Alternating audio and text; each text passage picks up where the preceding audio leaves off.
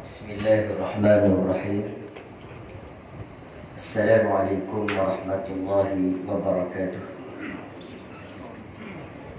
Alhamdulillahi rabbil alamin.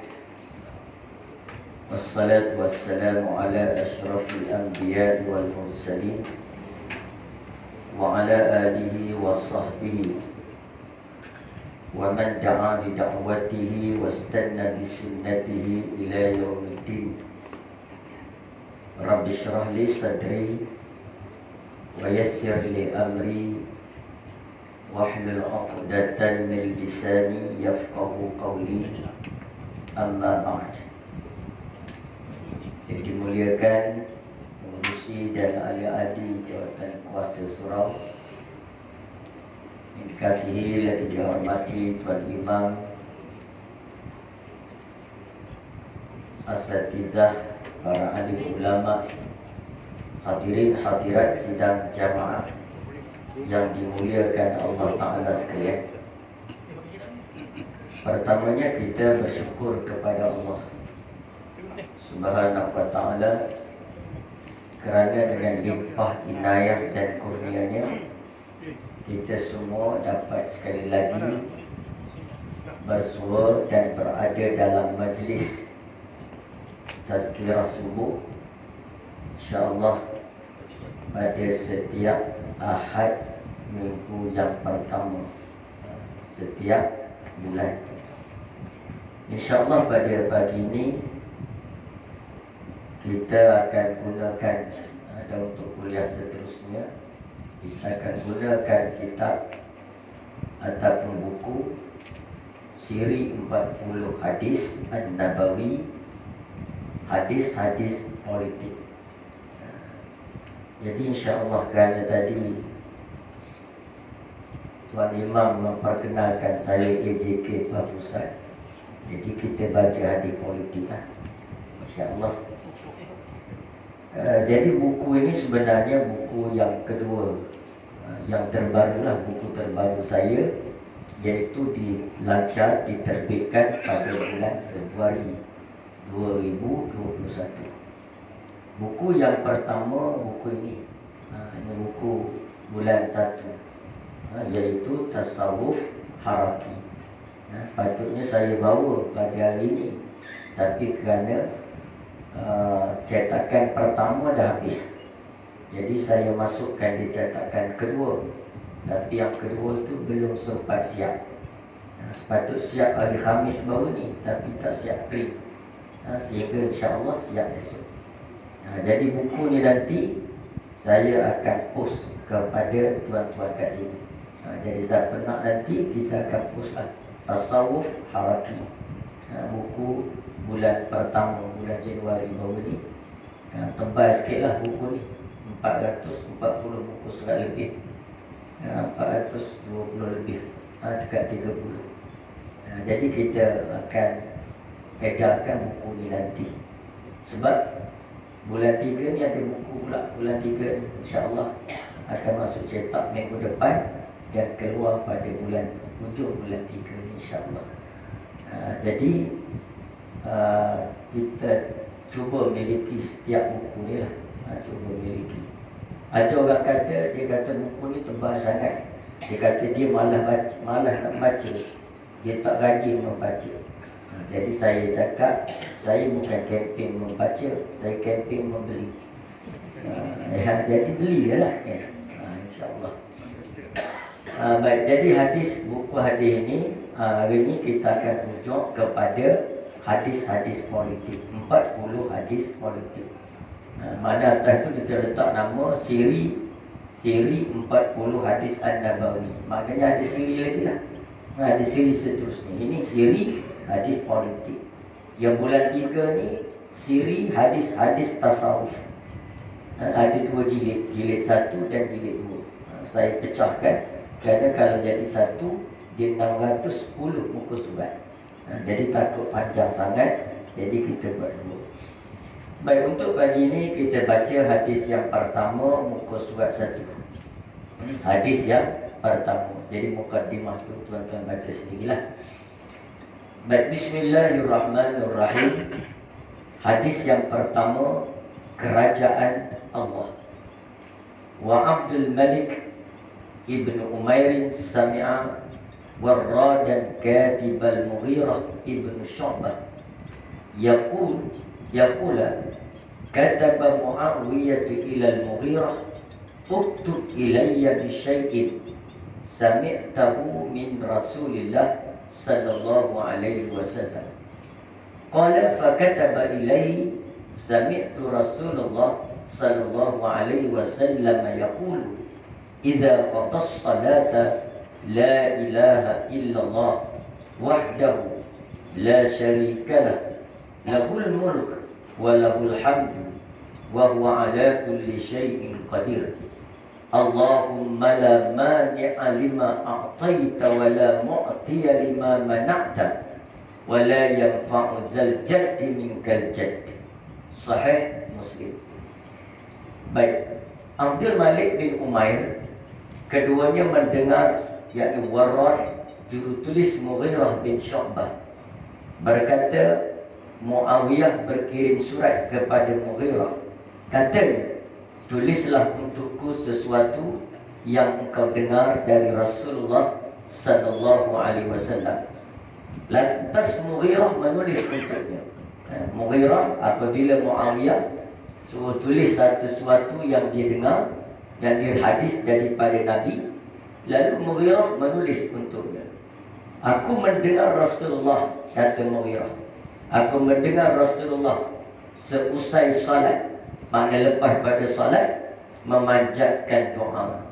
Di mana Nabi berdoa, tiada sembahan selain Allah semata, yang tiada sekutu baginya, miliknya lah segala kerajaan dan miliknya lah segala pujian, dan dia maha berkuasa atas segala sesuatu yang Allah, ya Allah, tiada yang dapat menghalang apa yang engkau berikan, dan tidak ada yang dapat memberi apa yang engkau halang dan cegah, dan tidak bermanfaat pemilik kekayaan, dan darimulah segala kekayaan. Jadi oleh kerana hadis kita ini, buku kita ini hadis-hadis politik, maka saya datangkan hadis yang pertama mengenai kerajaan Rasulullah, kerajaan Allah Subhanahu wa ta'ala. Jadi Allah ni kerajaan, dan dia mempunyai bala tentera, ada sistem pentadbirannya, iaitu kerajaan Allah Ta'ala. Jadi lepas itu baru kita bincang kerajaan Nabi pula, iaitu politik daripada hadis-hadis Nabi. Jadi yang orang kata Islam tak kena mengena dengan politik ni, nampak sangat tak mengaji hadis. Kalau dia mengaji hadis, dia akan bertemu beratus hadis berkaitan dengan politik, pengurusan, pentadbiran, pelantikan pegawai, pelantikan petugas-petugas dalam negara dan urusan politik. Ada berbagai-bagai kementerian. Kalau dia baca hadis, dia akan melihat betapa Islam menyusun urusan politik yang begitu sekali rapi. Jadi insya-Allah kita cuba baca hadis buku ni sampai habis 40 hadis. Nama je 40 hadis, tapi hadis-hadis sokongan tuan-tuan akan bertemu dalam ni. Ada hadis-hadis sokongan yang menyokong setiap ibrah ataupun pengajaran kepada satu-satu hadis. Jadi saya tak baca buku Tasawuf Haraki ni, kerana nanti tuan-tuan boleh ikuti kuliah khas saya Tasawuf Haraki pada setiap hari Isnin hingga Jumaat pada pukul 5 suku pagi. Belum subuh lah. Jadi belum subuh. Jadi hak yang bangun lewat subuh tak ikut lah. Jadi pukul 5 suku pagi saya akan online. Jadi tuan-tuan boleh tengok kat kuliah ni. Kalau beli buku nanti boleh menadah. Sebab saya guna kaedah dalam iklan tu, menadah kitab online. Jadi boleh tengok kitab sambil dengar. Jadi insya-Allah hak yang Tasawuf Haraki boleh ikuti melalui online. Untuk hadis-hadis politik, saya hanya baca di sini. Di sinilah permulaan dia baca buku hadis-hadis politik ini. Jadi kata Mughirah bin Syu'bah, walaupun cerita ni hadis ni mengenai bacaan Nabi selepas daripada salat, tetapi ada mengandungi keterangan tentang Allah Ta'ala itu lahul mulk, dia adalah raja. Baik, kita pergi kepada ibrah hadis. Jadi riwayat hadis tu tuan-tuan baca sendiri. Saya sengaja ulang. Kadang-kadang nama perawi hadis ni kita ulang. Kenapa ulang?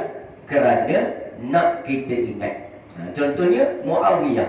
Muawiyah lepas ni ada lagi hadis riwayat Muawiyah. Tapi saya cerita lagi siapa Muawiyah. Di mana apakah latar belakang biodata dia.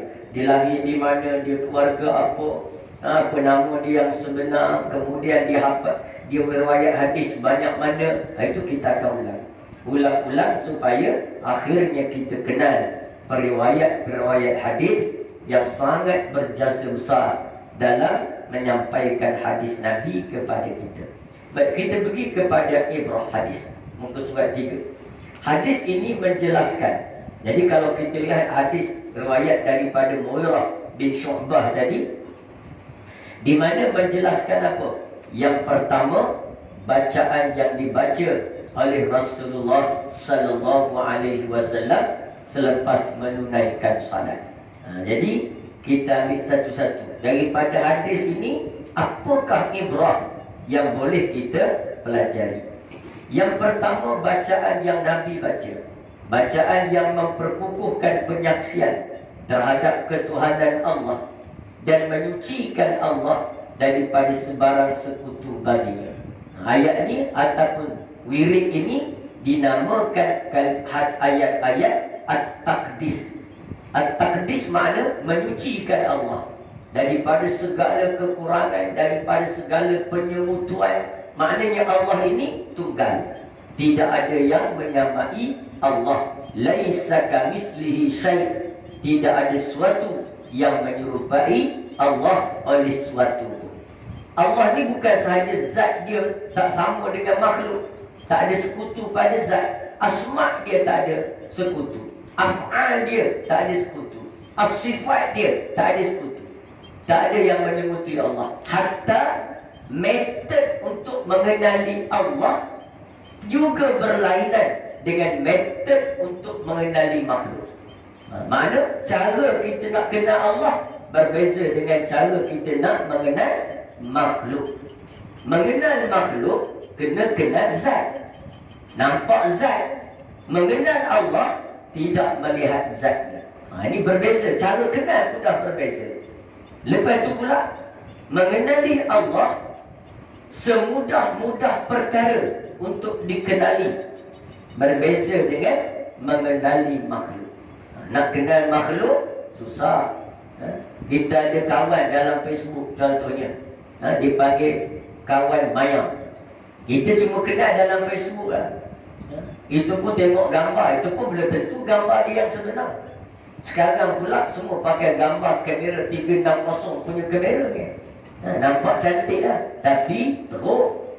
Jadi kadang-kadang dia tukar profile pic dia, gambar profile dia, kadang-kadang gambar dia, kadang-kadang gambar kucing dia. Jadi kita tak kenal. Lalu kita pun nak kenal. Susah nak kenal makhluk, susah. Terpaksa pertama janji tarikh bila nak jumpa, kena tetapkan tarikh. Yang kedua, pukul berapa, kena tetapkan pukul berapa nak bertemu. Yang ketiga, di mana, kena kenal di mana. Kita pun janjilah. Kita kata hari apa kita sesuai nak jumpa. Dia kata hari sekian-sekian, 10 Mac. Di mana, pukul berapa? Pukul 11.30 pagi. Di mana? Stesen bas Ipoh. Dekat dengan stesen bas Ipoh. Kita pun janji 3 jam tunggu dia sana. Sambil tu mesej, you pakai baju apa? Ataupun entah pakai baju apa. Dia kata baju merah belang-belang putih. Kita pun tunggu sampai bas. Tengok 7 orang pakai baju merah belang putih. Macam mana kita nak kenal? Kan pasti cari seorang-seorang pula. Itu nak mengenal makhluk susah. Nak mengenali Allah senang. Apakah dalil Allah wujud? Alam ini. Apakah dalil Allah qudrat? Alam ini. Apakah dalil Allah iradah? Alam ini. Apakah dalil Allah baqa? Alam ini. Apa dalil Allah qidam? Alam ini. Semua alam ini. Jadi mudahlah nak kenal Allah. Dan tak perlu ke mana-mana nak mengenali Allah. Fa'aina ma tuwallu fasamma wajhullah. Kamu menoleh je ke mana? Tengok ke atas nampak langit, langit alam. Alam tanda wujud Allah. Tengok kanan kiri, tengok bukit bukau, gunung ganang, hutan rimbun, tanda penciptaan Allah. Kenal Allah. Tengok ke bawah bumi, tengok kebesaran bumi dan keanehan ciptaannya, menandakan kebesaran Allah. Jadi sebab itu, kalau ada orang tak kenal Allah, maka dia sebodoh-bodoh makhluk. Dia paling teruk sekali. Macam orang belajar sifir, nak kenal makhluk ni sifir 9, sifir 7, kan payah tu. Sifir 2, sifir 1, payah lagi sifir 1. Sebab sifir 1, 10 bilion darab 1. Kan kena tulis 10 bilion tu. Kalau tertinggal 1 kosong, 1 je kosong tertinggal, tak jadi 10 bilion. Tapi kalau belajar sifir kosong, senang tak? 10 bilion darab kosong, kosong. 30 bilion darab kosong, kosong. 13 bilion, 13 juta darab kosong, kosong. Jadi kalau tak pandai sifir kosong, bodoh benar. Jadi sebab itu, kita melihat Allah itu sangat mudah dikenali. Tapi ramai manusia tak kenal Allah. Jadi kerana itulah kita selalu membaca ayat-ayat mentakdiskan Allah. Lalu di samping itu, bacaan atau zikir tersebut dapat membebaskan seseorang itu daripada dosa dan neraka Allah. Hari kita baca zikir, pertama nak mentakdiskan Allah, nak menyucikan Allah. Yang kedua, bila kita berzikir, membaca ayat-ayat yang menyucikan Allah, maka kita dibebaskan Allah daripada dosa dan neraka. Allah Ta'ala neraka Allah. An Abi Zarrin radhiyallahu anhu qala. Ini saya kata hadis menyokong, hadis sokongan. An Abi Zarrin radhiyallahu anhu qala, qultu ya Rasulullah, allimni amalan yuqarribuni minal jannah wa yuba'iduni minan nar. Qala idza amilta as-sayyi'ata fa'mal hasanatan fa innaha asru amsalha. Qala qultu ya Rasulullah, la ilaha illallah minal hasanat. Qala hiya min ahsanil hasanat. Daripada Abu Zar Al-Ghifari radhiyallahu anhu, sahabat yang berada dalam tabaqat, periwayat yang berada dalam tabaqat yang pertama. Ajarilah aku wahai Rasulullah. Abu Zar minta Nabi ajari amalan yang dapat mendekatkanku pada surga dan menjauhkan aku dari neraka. Ini Abu Zar minta Nabi ajari. Ada tak satu amalan yang bila aku buat amalan itu, aku dekat dengan surga dan jauh daripada neraka? Nabi SAW bersabda, apabila kau melakukan kejahatan dosa, maka lakukanlah kebaikan. Kerana dengan melakukan kebaikan itu, engkau akan mendapat 10 yang seumpama atau semisalnya. Ini yang pertama Nabi beritahu. Bagaimana kita nak dekat dengan surga, jauh dengan neraka? Nabi ajar, setiap kali kamu tersalah melakukan dosa, berhenti buat dosa dan ikuri ia dengan amalan soleh. Adalah maka ulama-ulama, sebahagian ulama berkata apa? Syarat taubatan nasuha itu apa? Syarat taubat yang nasuha. Yang pertama, an-nadmu, menyesal. Itu mestilah menyesal. Ada kalau bahas lagi, menyesal itu datang daripada mana? Datang daripada tafakur. Kesempurnaan tafakur datang daripada mana? Daripada uzlah. Jadi maknanya uzlah, tafakur, an-nadmu, lalu menyesal. Lepas itu menyesal lagi apa lagi? Al-azmu, berazam untuk melakukan amal kebajikan dan istiqamah dalam kebajikan. Tak buat lagi, baru azam.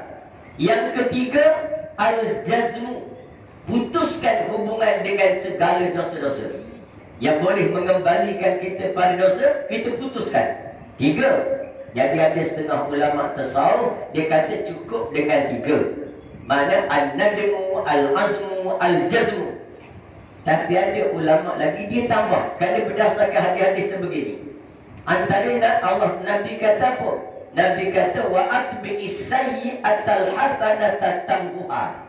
Ini hadis yang sahih juga. Nabi kata apa? Kamu ikurilah akan kejahatan yang pernah kamu buat itu dengan kebajikan.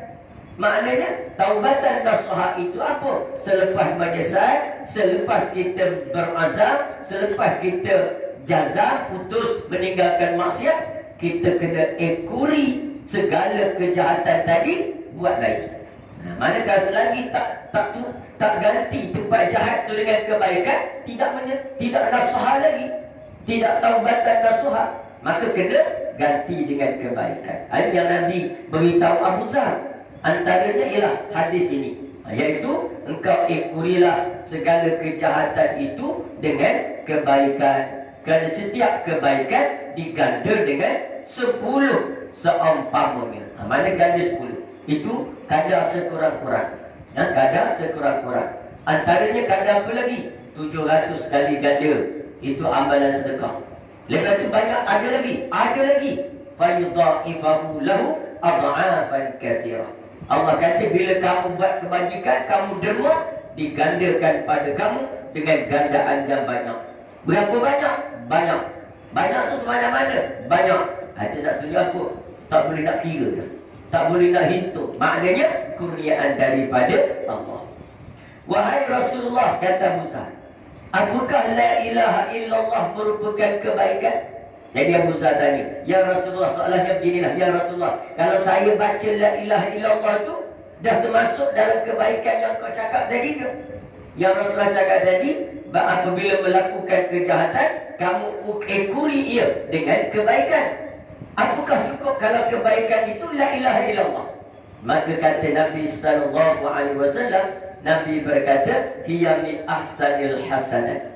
Ia adalah sebaik-baik kebaikan. Jadi maknanya di antara amalan soleh yang Nabi suruh kita buat bila kita melakukan dosa ialah memperbanyakkan menyebut la ilaha illallah. Tidak ada Tuhan lain melainkan Allah. Dan tu kalau zikir Allah saja boleh tak? Boleh. Dan tu ada orang kata tak boleh, dia punya pasal. Jadi kita maka sebab Allah suruh, kulillah, katalah oleh kamu Allah. Itu Allah Ta'ala suruh kata. Ada tu macam mana pula timbul la ilaha illallah? Maka ulama berkata apa? La ilaha illallah zikir orang awam. Sebab dia ada nafi dan ada isbat. Ada menafikan la ilaha, tidak ada Tuhan lain melainkan illallah, melainkan Allah. Ada nafi, ada isbat. Bagi siapa? Bagi orang awam. Bagi orang awam, bagi orang yang arif billah, dalam hati dia tak ada dah kelodak syirik, tak ada kelodak mazmumah, tidak ada. Maka cukup dengan ia mengisbatkan ketuhanan Allah. Jadi datuk kita orang awam boleh tak zikir Allah? Boleh. Maknanya itu di antara kelebihan zikir la ilaha illallah ini. Jadi kita sebutlah. Tak kira malam pun, tak kira hari apa pun. Sebab zikir ini suruhan sunat yang tidak berwaktu. Dia tak waktu.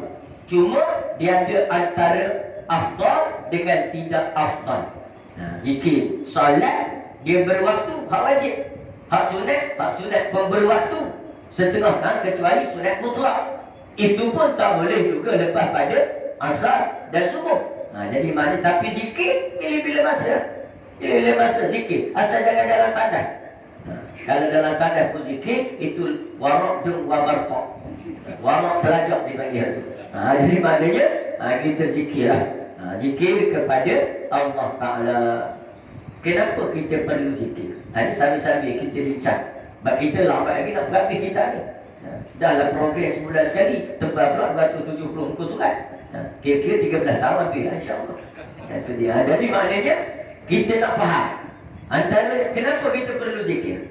Dan ulama-ulama, kalau kita tengok mana-mana tarikat yang betul lah, tarikat yang benar, Muhammadiyah, Naksabandiyah, apa ni, Ahmadiyah, Syaziliyah, macam-macam tarekat lah. Dia mewajibkan zikir. Zikir ni asalnya sunat, tapi diwajibkan oleh disiplin tarekat. Dan dia mewajibkan benda yang harus. Boleh ke? Boleh. Contoh kita apa? Main badminton sunat ke harus? Dia begitu. Main badminton boleh pilih lah. Sebab sekolah biasa, kat sekolah kan, sekolah biasa, nak masuk kelab badminton boleh, nak main badminton boleh, nak main bola sepak boleh, nak main takraw boleh. Tapi kalau akademi badminton, wajib nak main badminton? Wajib lah. Ada jadual, tak hadir kena hukum. Maka begitu tarekat. Zikir asalnya sunat, tapi bila kita masuk dalam disiplin tarekat, maka zikir menjadi wajib. Sebab apa zikir jadi wajib? Sebab gini, ahli-ahli tarekat, ahli-ahli tasawuf ni, dia kan nak menekuni ibadah. Sebab tu mereka dipanggil salikin. Orang yang suluk, yang salik, menjalani jalan menuju kepada pengabdian mutlak kepada Allah, sehingga dipanggil abid dan dipanggil wusul ilallah, sampai kepada Allah. Baik, dia nak apa? Dia nak jadi ahli ibadah. Kita ni nak jadi ahli ibadah, cara mana? Antaranya ialah mengharapkan Allah mendorong kita kepada ibadah. Kalau kedua kita saja nak ibadah, tak boleh, tak kuat. Maka kita perlu dorongan Allah. Allah bantu kita untuk taat pada Allah. Baik, Allah nak bantu kita ni, syarat dia apa? Syarat dia bila Allah tu kasih kat kita. Allah kasih, sebab bila Allah kasih pada satu orang hamba, Allah akan beri dia satu nikmat. Banyak nikmat lah, tapi Allah beri dia nikmat. Dan sebaik-baik nikmat itu nikmat mentaati Allah. Makan nikmat tak? Nikmat Allah makan. Makan tu nikmat pada Allah. Sihat nikmat tak? Nikmat pada Allah. Naik pangkat nikmat tak? Nikmat. Tapi kalau banding semua nikmat-nikmat itu, nikmat yang paling nikmat ialah nikmat mentaati Allah. Jadi Allah beri nikmat pada orang yang dia kasih ni, benda yang paling penting. Betul, kadang-kadang Nabi-Nabi, Rasul-Rasul, hamba-hamba Allah, dia tak beri harta. Sebab harta bukan bernilai. Sedangkan ini kekasih Allah. Takkan kepada kekasih beri benda yang tak besar nilai dia. Ni I beri kepada you, kalau you kekasih I beri kepada you kain batik cap semut, harga RM6.50. Tak jadi begitu kan? Jadi Allah kasih pada hamba dia, dia beri benda yang paling bernilai, iaitu ketaatan kepada Allah. Baik, Allah nak kasih pada satu orang ni, syarat dia apa? Iaitu Allah ingat kepada dia. Allah ingat kat kita. Itu tanda Allah kasih. Allah ingat kat kita, Allah selalu kenal kita. Baik, nak capai ingatan, nak capai Allah ingat kita ni cara mana? Caranya kita ingat Allah. Fazkuruni azkurkum. Ingatlah kamu kepadaku, maka aku ingat kepada kamu. Bila aku ingat pada kamu, aku kasih pada kamu. Bila aku kasih pada kamu, aku beri nikmat kepada kamu.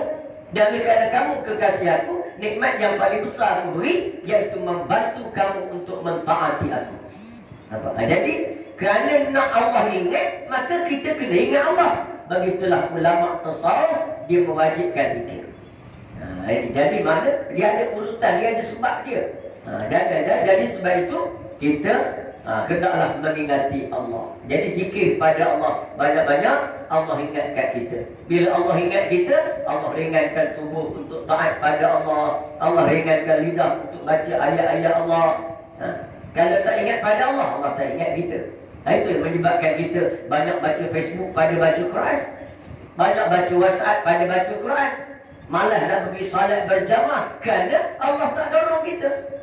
Kenapa tak dorong? Allah tak kasih pada kita. Kenapa tak kasih? Allah tak ingat. Mengapa tak ingat? Kerana kita pun tak ingat Allah. Jadi itu urutan dia. Jadi agak-agak kita boleh nampak benda itu. Jadi mengapa zikir itu sangat penting? Jadi zikirlah banyak-banyak kita.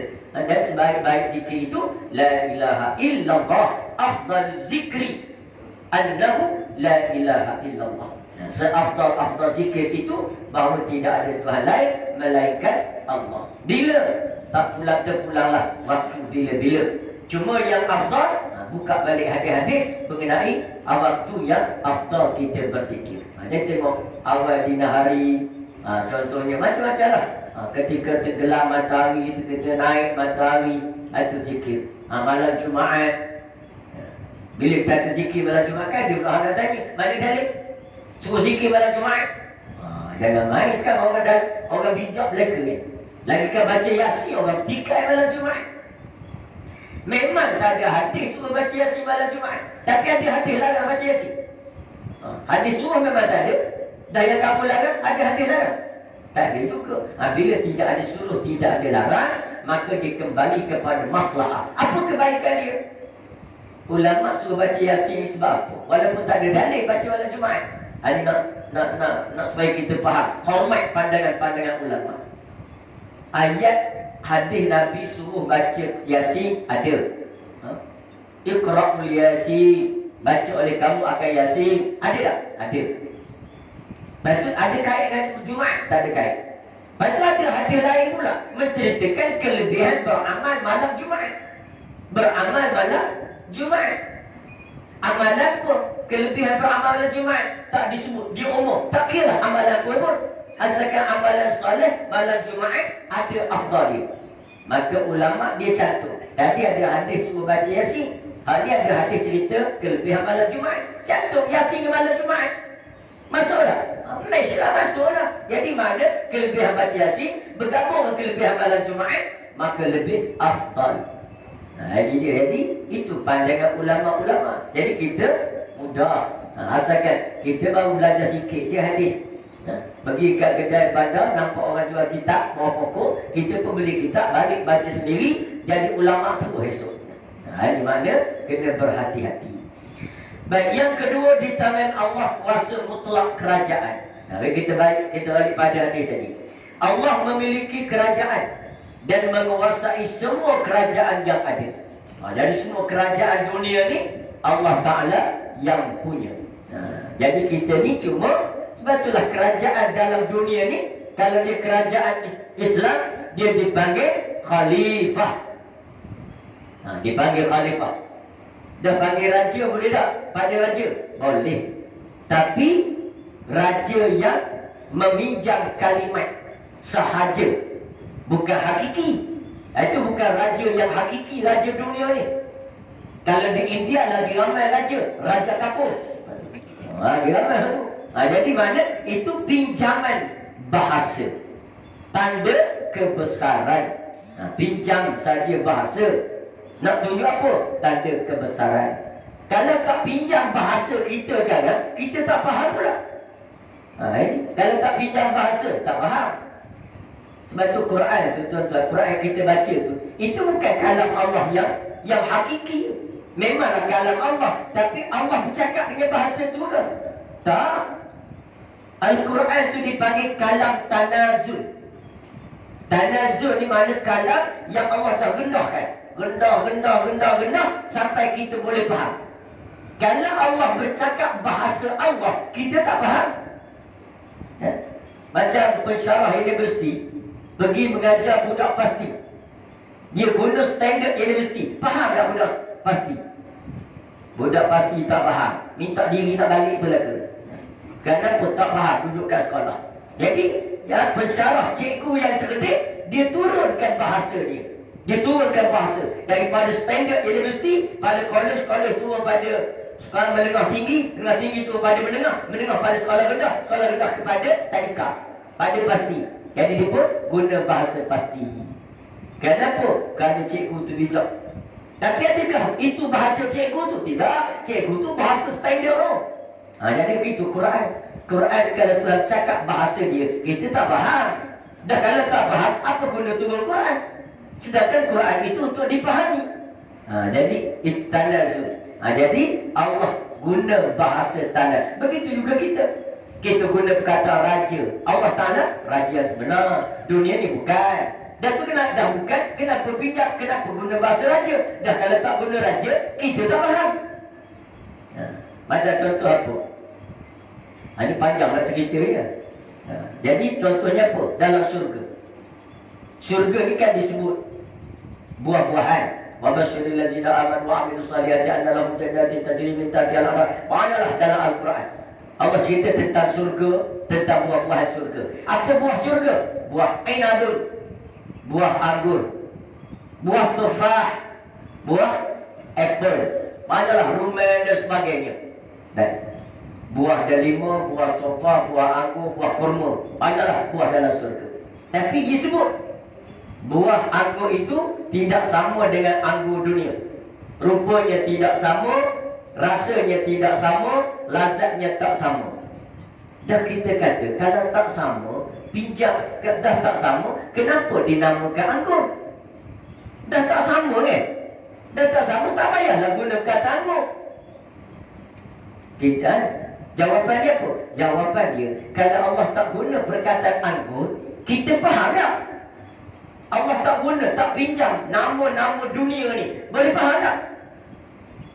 Bergembiralah kamu ke dalam syurga, dihidangkan dengan buah-buahan, antaranya buah yang paling lazat, iaitu buah kau. Faham kau? Tak faham, tak terliur lah kita.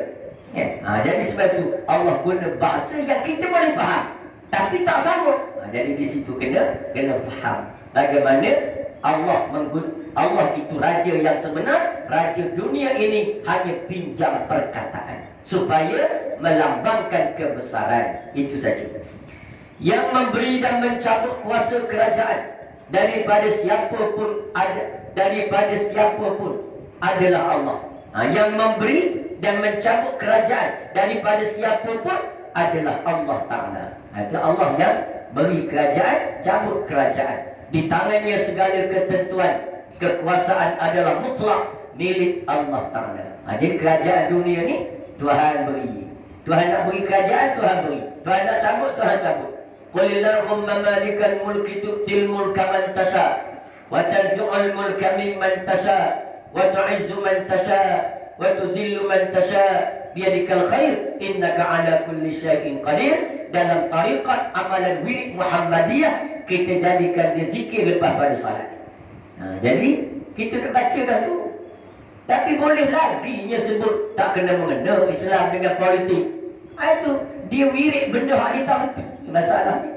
Cuba belajar ini wirid kita. Antaranya apa? Katakanlah wahai Muhammad, wahai Tuhan yang mempunyai kuasa pemerintahan, engkaulah yang memberi kuasa pemerintahan kepada siapa yang kau kehendaki, dan engkaulah yang mencabut kuasa pemerintahan daripada siapa yang kau kehendaki. Jadi Allah Ta'ala beri belaka kerajaan pada siapa yang dia nak beri. Betul, kita tak sangka-sangka. Dia nak beri kerajaan orang yang kita tak sangka. Tadi raja, jadi pemimpin, jadi menteri. Macam kita dulu, kita tak sangka sahabat kita dulu duduk dalam parti, dalam perjuangan, sama-sama tanpa poster. Menteri dah dia. Mana kita sangka? Menteri alam kita, kasar, menteri kasar, Datuk Tuan. Masa duduk kat Kuantan dulu, dan dia pun tak ada jawatan lagi dalam politik, jadi pensyarah ITN. Bersama je kami pergi jala ikan, pergi mancing, pergi jala tengah malam kat Sungai Berat dengan di Kuantan. Biasa je. Kita dah minum sama, tiba-tiba menteri dah dia. Jadi tak sangka-sangka. Ada yang seorang tu pula, kita berkawan dengan dia, rapat dengan dia, lari pula dia. Dia juga apa tu? Si ada kerja lawan Cina Selatan pula dia tu. Jadi sebab itu, ini semua adalah kerja Allah. Sebab itu kita ni, bila kita duduk dalam kebenaran atas landasan yang benar, jangan sombong. Jangan sombong. Berpada-padalah dengan anugerah yang Allah beri pada kita. Iaitu qulillah, dengan kita berkata Allahumma sabbit aqdamana ala dini. Ya munqalibal qulub, sabbit qulubana ala dini. Ya Allah, wahai Tuhan yang membalik-balikkan hati, maka tetapkanlah hati kami di atas agama. Ini kita minta. Jadi sebab kita dah ambil pelajaran dah. Ramai dah orang dulu-dulu hebat. Takbir dia sampai putus orang mereka. Takbir. Oh, ya semangat tanpa poster, banyak pokok limau. Hak yang berduri tu. Nak turun baru fikir macam mana nak turun. Tapi tiba-tiba dia dulu lari pada kita. Jadi sebab tu kita dari mana? Bersyukur pada Allah. Ya Allah, Engkau dah beri aku ada nikmat, maka tetapkan aku atas nikmat ini. Sebab kalau Allah nak cabut, sekejap dia. Tak kira ulama ke tak ulama. Bila Tuhan cabut, ulama terpelanting. Tapi kalau Tuhan nak beri nikmat, hak jahil yang dulu pakai seluar pendek, baju elektronik, boleh jadi ustaz. Jadi mana itulah kita mengadu kepada Allah. Jadi ni kita baca ni nak menyedari kebesaran Allah. Wa tuzillu man tasha wa tu'izzu man tasha. Engkau lah ya Allah memberi kemuliaan pada siapa yang kau mau. Wa tuzillu man tasha, dan memberi kehinaan kepada siapa yang kau mau. Biyadikal khair, di tanganmu lah ya Allah segala khair, segala kebajikan. Bila sebut kebajikan, merangkumi semua jenis kebajikan yang wajib, pahala, apalagi nikmat, min kulli ni'amin, di atas segala nikmat-nikmat, itu semua adalah kebajikan daripada Allah. Innaka ala kulli syai'in qadir. Sesungguhnya Engkau ya Allah atas tiap-tiap sesuatu Engkau berkuasa. Jadi makna dialah memiliki segala kerajaan dan kuasa. Ini yang kita sebut tentang Allah itu Raja, Allah itu Pemimpin, Allah itu Rabb, yang bukan saja mencipta alam, tapi dia mentadbir dan mengurus alam. Jadi makna itulah dia. Oleh itu sesiapa yang diberikan kekuasaan, hendaklah bersyukur atas nikmat dan hendaklah menjalankan urusan pemerintahan berlandaskan syariat Allah. Jadi bila kerajaan itu Allah beri, kita ni dah jadi kerajaan kerana Allah beri, maka kita kena tunaikan tanggungjawab sebagai kerajaan Allah. Batu dipanggil khalifah. Khalifah ni apa? Wakil kepada Allah di muka bumi yang menjalankan syariat Allah. Mana dia undang-undang Allah? Itu Quran hadis. Jadi bila jadi pemerintah, tunaikan ikut Quran dan hadis. Itu maknanya tanggungjawab kita sebagai orang yang diberi amanah kekuasaan oleh Allah. Jadi jangan nak sombong lah. Betul orang Islam, kerajaan Islam, bila jadi kerajaan, dia tak sombong. Sebab itu anugerah Allah. Yang kalau sombong, Allah boleh tarik bila-bila masa. Sebab itu Nabi bila buka Fatul Mekah, buka kota Mekah, Nabi masuk kota Mekah diiringi 10,000 orang sahabat. Nabi duduk atas unta, Nabi masuk dalam keadaan tunduk penuh tawaduk kepada Allah. Tak ada berjoget-berjoget kerana gembira, tak ada. Tak ada berjoget sampai lupa diri seronok kerana dah menang, tak ada. Kita pun begitu. Bila menang, jangan nak berseronok, nak berjoget, lupa diri, berkaraoke 12 hari 12 malam. Jangan. Kita buat apa? Kita buat majlis kesyukuran. Berarti cantiklah kita dalam jamaah ni. Kan? Bila lepas pilihan raya, kita buat majlis kesyukuran. Kalau menang, seekor lembu. Kalau kalah, 3 ekor lembu. Boleh gitu. Ini maknanya nak tunjuk kehebatan perjuangan Islam. Jadi, kita buat cara kita lah syukur. Oleh itu siap. Kerana sebagaimana dia berkuasa memberi, maka dia juga berkuasa merampas kembali kekuasaan itu. Jadi kita jangan lupa diri. Sebagaimana Allah mampu berkuasa memberi, dia kuasa tarik balik. Betullah Allah Ta'ala nak kita syukur kepada Allah. Belum menang, berjuang sungguh-sungguh untuk meraih kemenangan. Di sini kemenangan kerana dengan niat nak laksanakan perintah Allah. Bila dah dapat kuasa, cuba seboleh mungkin laksanakan perintah Allah dalam bidang kuasa yang kita ada. Kalau kita ada bidang kuasa negeri je, tak ada kerajaan pusat, tunai setakat negeri. Sebagaimana yang dilakukan oleh bekas Menteri Besar Kelantan Allahyarham Tuan Guru Nia Aziz. Kuasa setakat negeri, dia buat setakat negeri. Jadi itu dia antara menyedari tentang hakikat Allah itu adalah Tuhan yang memiliki kerajaan. Jadi insya-Allah kita sambung yang ketiga, Allah berkuasa memberi dan menahan pemberian. Jadi insya-Allah kita berhenti setakat muka surat 5. Dan kita akan sambung pada bulan hadapan pula. Jadi tuan-tuan tanda kat situ. Dan yang tak ada buku ni boleh dapatkan buku ni di bawah nanti. Lepas tu nanti saya akan kirim buku tasawuf haraki untuk dan adalah sahabat-sahabat kita yang buat kuliah di mana-mana surau dan masjid tasawuf haraki ini. Jadi bolehlah. Jadi tuan-tuan boleh ikuti sebagaimana saya sebut tadi dalam Facebook melalui online. Jadi insya-Allah pada setiap subuh. Belum subuh lebih kurang setengah jam je. Kali 5 suku hingga 5.45, 5.50 kita berkuliah setengah jam saja. Jadi sampai itu boleh kita biasa-biasakan bangun tahajud, solat witir sebelum pada itu dan sebagainya. Jadi insya-Allah mudah-mudahan kita ni hidup dalam lingkungan ilmu dan dalam lingkungan amal ibadah. Dan insya-Allah tuan-tuan juga doakan saya mampu siapkan buku yang seterusnya. Kerana azaman saya tahun 2021 ni, ini cerita kan tuan-tuan lah. Azamnya nak tulis sebuah buku sebulan sebuah. Jadi alhamdulillah setakat ni bulan 1 sebuah, bulan 2 sebuah, bulan 3 ni dah pun nak siap tulis. Jadi insya-Allah masuk cetak. Jadi sebulan. Tujuan apa? Tujuan untuk kita meninggal. Sebab saya ni terima amanat pada tuan guru saya dulu. Saya tanya dia, kalau malas membaca nak buat macam mana tu? Malas membaca.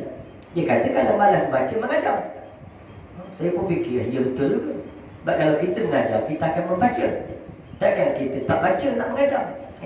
Kita baca sikit sebanyak. Batu kita ni kena mengajar. Siapa boleh mengajar? Mengajar. Sebab dengan mengajar dia akan membaca. Jangan pakai mengajar tak baca.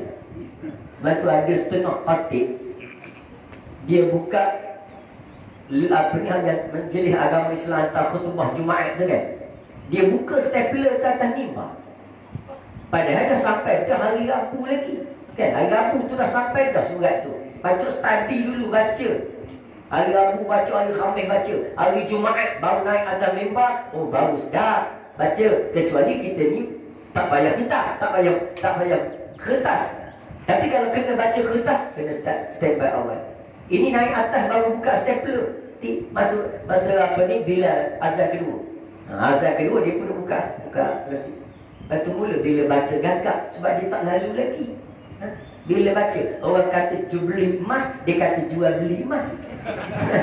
Kita kata apa pasal pula jual beli emas ni? Tiba-tiba ada pula tulisan Rumi.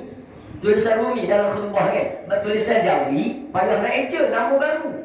Khatib pula khatib tua. Tengok bahasa Rumi lagi payah. Kita mesti mendoakan saudara-saudara kita yang sedang ditindas di Bosnia-Herzegovina. 15 kali tu Herzegovina. Kalau dibaca awal, rujuk pada orang muda atau anak, dia tahu kan. Itu dia. Jadi maknanya kita baca. Tok Guru saya kata kalau malas membaca, mengajar. Saya tanya lagi, kalau malas lagi baca macam mana Tok Guru? Dia kata menulis. Kalau malas baca, menulis. Rupa betul. Bila kita menulis, kita akan banyak membaca. Kita baca, tu kita baca, kita rujuk situ, rujuk sini. Jadi begitulah. Supaya mudah-mudahan jadi saya tulis ni di samping manfaat kita bersama, besarnya lah untuk manfaat saya lah. Untuk rajin membaca, mentalaah. Kalau tidak malas. Kalau tidak malas, kerja tidur. Tidur. Dan kita dah ada ketua dah.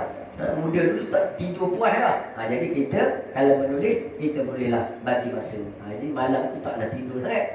Mudah-mudahan Allah Ta'ala berikan kekuatan untuk terus menulislah apa yang boleh ditulis. InsyaAllah. Wallahu a'lam. Aqul qawli hadza wa astaghfirullahal azim li wa lakum. Wassalamu alaikum warahmatullahi wabarakatuh.